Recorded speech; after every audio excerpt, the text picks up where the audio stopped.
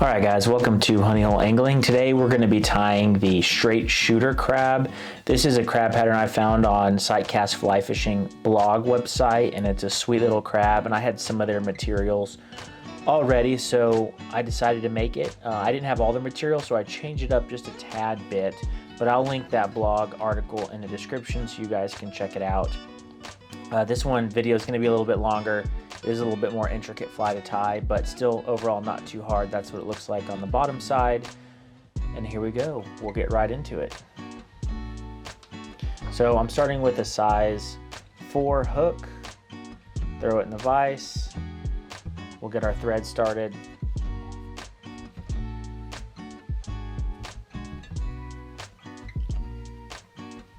Right here, I'm going to tie up a little bump right behind the eye. Now the hard thing about this fly is the fact that you kind of have to get the proportions right, or the head doesn't look right. I mean, not the head, the shell doesn't look right when you get it on. And so I'm going to show you guys how I did it. I tied a couple trial flies first, and a couple of them looked pretty good. Just moving those eyes. Let's see if I can do it to where you guys can see.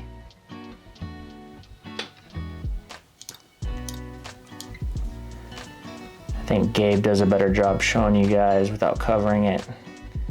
But you want to kind of do those diagonal wraps until it's straight. And then you can tighten it up by going under the eyes over the hook, and then pull that tight, and that will cinch your eyes down nice and tight. The next thing we're going to do is move our thread to the back, and right as it starts to bend is where I found the little sweet spot to tie in our rabbit zonker. I have a rabbit zonker here. I'm going to take a little chunk of the hair and cut it off of the hide.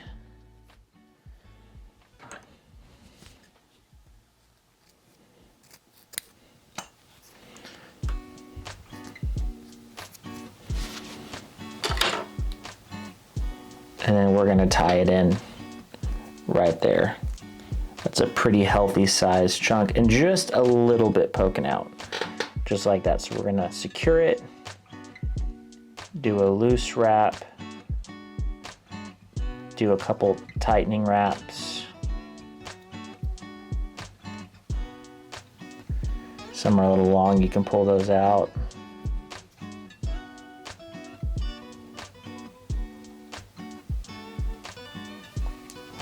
I'm going to backtrack. I want to tie it in a little bit on the curve. That was a little too high. So I'm going to backtrack and replace it. Loose wrap to start. You can even tie it down just a little bit there. I like that much better. Perfect. And then we'll wrap up and around a little bit.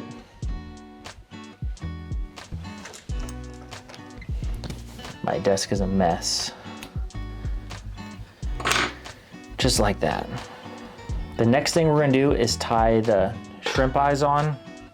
And I didn't have the eyes that they use in their materials list, and I had some other shrimp eyes, and I trialed and errored it. What I found the best thing to be is, this is a medium-sized black bead chain, and I'm going to tie this on right here on top of the hair.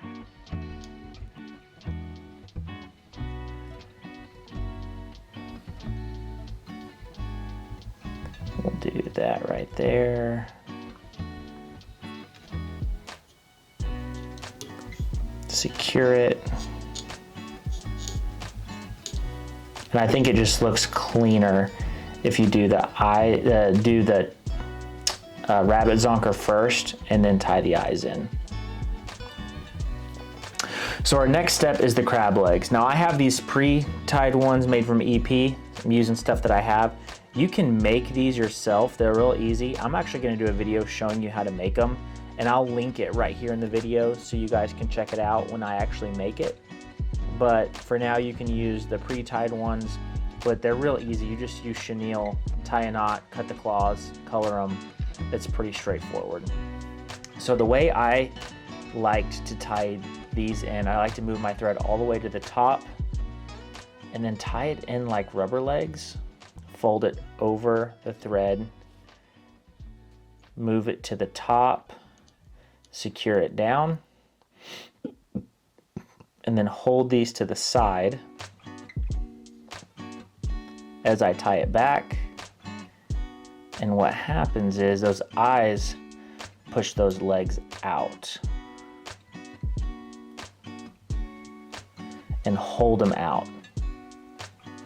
And then the reason I tied in at the front, at the end when we glue the head down, I see it keep saying head, when we glue the shell down, this material, if you can get the glue down into that, it's gonna hold that shell down really well. So we have it right there.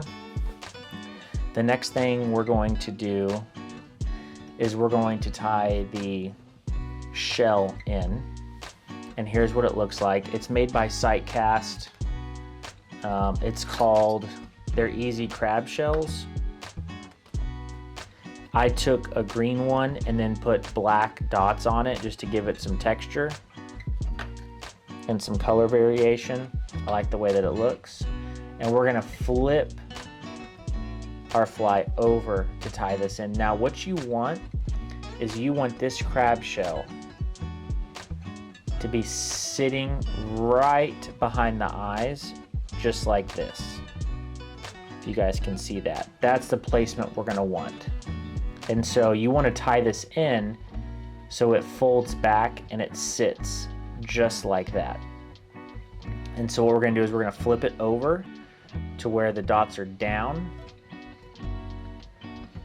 and we're gonna tie it in. What I found is, for this hook that I'm using, the spacing is to have this little strip right at the front of the eyes, and then what I've been doing is crossing diagonally over the eyes.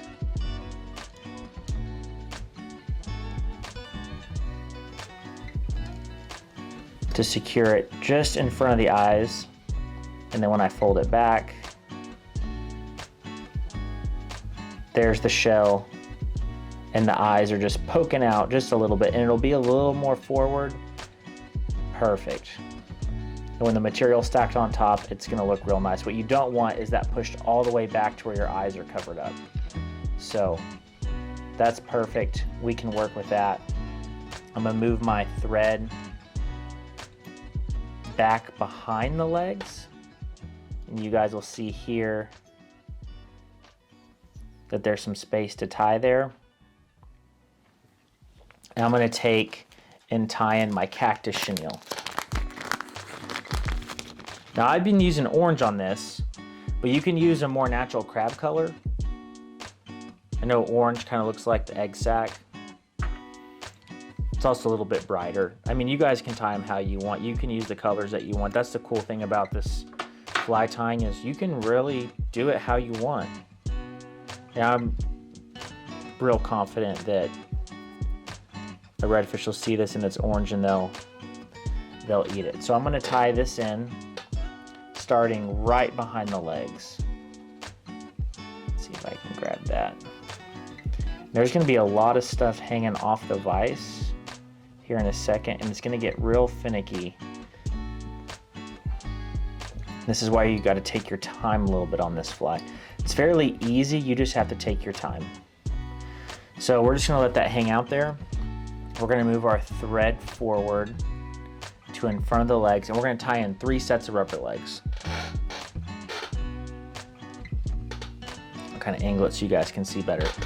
And I'm gonna do my style that I like to do of folding it over the thread, moving the rubber legs to the hook, and then tying it down. And I do 1 tie facing backwards.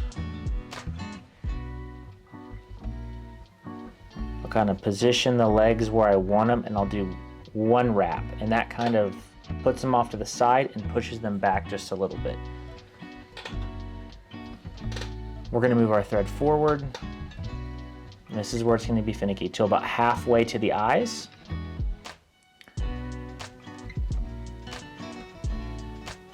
We're gonna tie that thread in.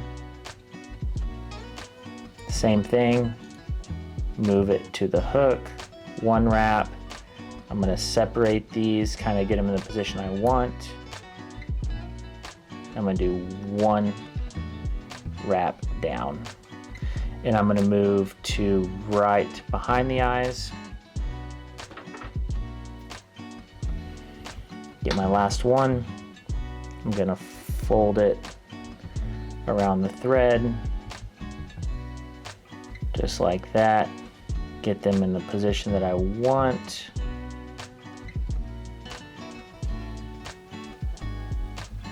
And I'm gonna tie them down. Now the legs aren't gonna look perfect right now, but what we're gonna do is when we wrap the estaz, we're gonna go in between, and that's gonna clear up some space, and that's gonna make them sit correctly. So as long as you get the spacing, we should be good. And now I'm gonna move my thread out of the way. If you have a bobbin rest, now's a good time to use it. We're not gonna use the rotary, but it's a good time to move your thread out of the way because this is gonna get a little finicky. So I'm gonna take my cactus chenille, and my first wrap, I'm gonna go behind the legs, but in front of the eyes. And you just have to work slowly here as things are gonna get in the way.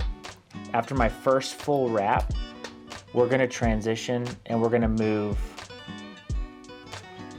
in front of the claws. So now I'm moving in front of the claws.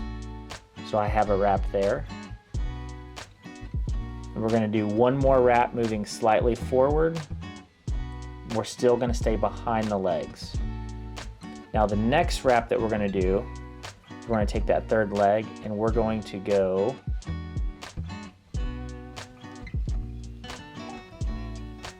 in front of the third leg and behind the next two. And then you can flip your vise over so you can see what you're working with over here. Make sure they're in order because they like to get finicky on us. So I'm gonna go in between these two.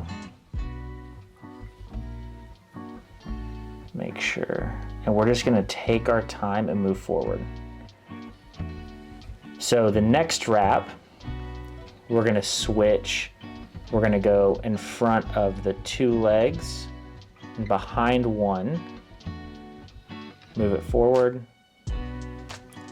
Reach up over here so I can see what's going on and what order these legs are in. Just take your time with this. Sometimes you gotta move things out of the way. Perfect.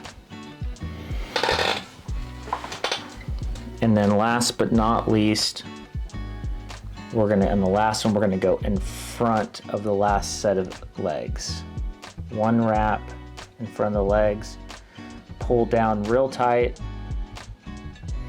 Then we're gonna move our thread back behind the eyes. And then we're gonna capture that piece.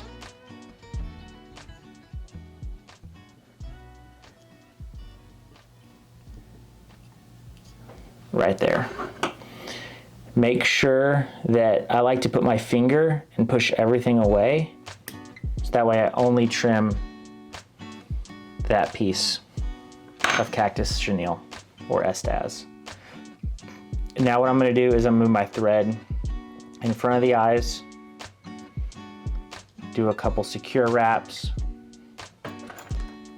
and then now we're gonna whip finish. And I like to hold that back with my finger so it stays out of the way. I always like to do 2 5-turn whip finishes. That's just my style. Then we're gonna trim. Next thing we can do is we can trim our legs. And I like right where that color is about to transition, and this is just from experience. of tying a couple of these, right where that transition is that spot I like to cut the legs. So we'll go right there. And you guys can see that they're pretty well evenly spaced and they're sticking out the direction I want on each side. And if they're not, you guys can come in here and you guys can move them around and you can adjust them to where you like them, and those legs will move and kind of sit where you put them. The next thing is to trim the cactus chenille on the top side. So I'm just gonna lay my scissors flat. I hold the rubber legs down so I don't accidentally trim them. And clean up as much of that as we can. And the reason for this is two things. Number one, the super glue will hold better if there's not all this little fuzz sticking up that's gonna stick to the super glue. And number two, it'll make our crab shell sit down lower, and that gives us a little bit wider hook gap. So the next step is we'll double check our placement. That looks good to me. You guys can see, maybe it might be covered up on the camera, and you can move these legs out of the way, but you guys can see those eyes sitting right there, just peeking out of that crab shell, so that's perfect. And so I'm gonna take, I like Gorilla super glue gel. And I'm gonna take some of this, and I'm gonna paint a line right down the middle, and I'm going to transition that right onto the shell.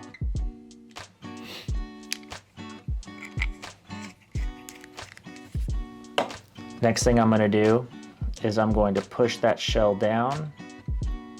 Watch out for the hook. Just like that. Push that shell down. And then what I like to do is I like these little clamps because I can clamp the shell to the body and I don't have to hold it down. And super glue is going to bleed through the shell, but that's okay. We want this to be really, really secure. And while you're kind of waiting here, you can move those legs around as the super glue sets in, because once that super glue sets in, you're gonna, they're gonna be a little bit more permanent. So get those legs where I want them. That looks really good. I'm real happy with how this one turned out. That's perfect. The legs might be a hair long, but that's okay. You can trim them if you think they're too long. And we're just gonna let that sit here for a second.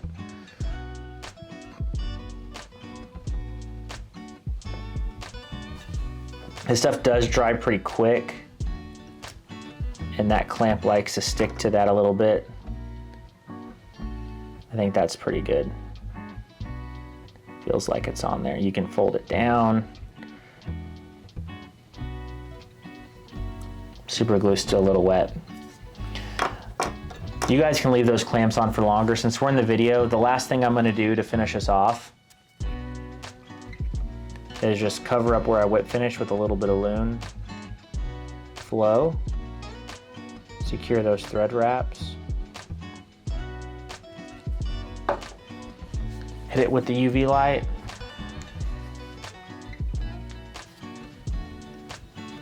Just like that.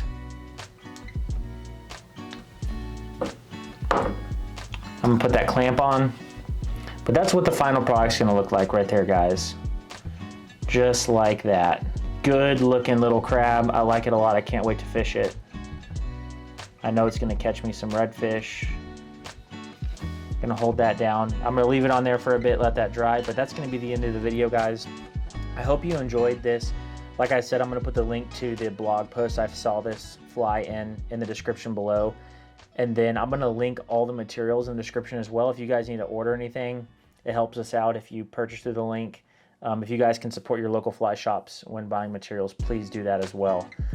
Anyway, I hope you guys enjoyed the video, and we'll catch y'all on the next fly tying video.